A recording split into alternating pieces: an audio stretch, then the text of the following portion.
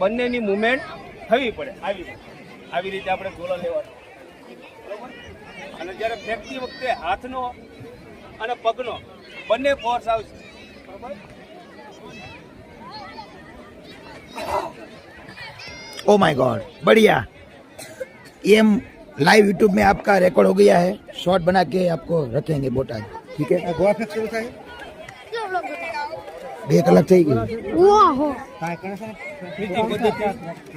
बताइए पहली पैटर्न दिखा दी अब दूसरी पैटर्न आएगी कैसे शॉर्ट पुट लगते हैं ગોળા ફેંકની બીજી રીત જેને આપણે કહીએ સરક પદ્ધતિ કઈ સરક પદ્ધતિથી ગોળો ફેંકવા માટે પહેલા બેલેન્સ રાખવું પડે એક પગે બેલેન્સ રાખવાનું એક હાથ આગળ રાખવાનો આવી રીતે અને ગોળાની પોઝિશન વિશે આવી રીતે શોલ્ડર ઉપર આવી રીતે બરોબર